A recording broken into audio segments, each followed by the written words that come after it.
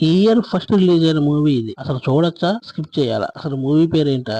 Psych Siddhartha. 2 గంటల run టైంతో జనవరి 1న release అయిన ఈ మూవీ నాకైతే ఓవరాల్ గా వన్ టైం వాచబుల్ అనిపించింది. సిద్ధార్థ శ్రీనంద్ ఈవెంట్ మేనేజ్మెంట్ లో సెట్ అవ్వాలని ట్రై చేస్తాడు. నమ్మిన మన్సూర్ మోసం చేస్తాడు. ప్రేమించిన త్రిష కూడా మోసం చేసి వెళ్ళిపోతుంది. దాంతో సిద్ధార్థ మెంటల్ గా పూర్తిగా డిస్టర్బ్ అయ్యి అందరికి దూరంగా ఒంటరిగా బతకడం స్టార్ట్ చేస్తాడు. అప్పుడే శ్రావ్య యామిని భాస్కర్ పక్క ఫ్లాట్ లోకి రెంట్కి వస్తుంది. ఆ తర్వాత ఏమైంది? శ్రీనంద్ రిస్క్ తీసుకున్న క్యారెక్టర్ ఇది. ఫ్రస్ట్రేషన్, కన్ఫ్యూజన్ సీన్స్ బాగా వర్కౌట్ అయ్యే మూవీలో. సెకండ్ హాఫ్ లో యామిని భాస్కర్ రిలీఫ్ మూవీకి అసలు ఏంటి? సింహ మాత్రం మూవీకి ఎనర్జీ ఇంజెక్షన్. ఏంటా injection? Simple story, director attempt over dose అయ్యింది మూవీలో. అడల్ట్ కంటెంట్, కస్ వర్డ్స్ ఎక్కువగా యూజ్ చేశారు. ఫ్యామిలీకి స్కిప్ చేయడం బెటర్. మీరైతే ఆఫ్ బీట్ మూవీస్ ఇష్టపడే యూత్ కి అయితే కంపల్సరీ ఒకసారి ట్రై చేయండి. నేను ఫైనల్ గా ఈ మూవీకి రేటింగ్ 2.2 అవుట్ ఆఫ్ 5 ఇచ్చాను. అది ఎందుకన్నా అది మీకు పూర్తిగా తెలియాలంటే ఈ మూవీ ఫుల్ రివ్యూ చూడాల్సిందే. ఈ మూవీ యొక్క ఫుల్ రివ్యూ కోసం ఈ వీడియో కింద లింక్ మీద ట్యాప్ చేస్తే డైరెక్ట్ గా ఫుల్ రివ్యూలోకి వెళ్తారు. ఇంకా ఇలాంటి latest movies and web series reviews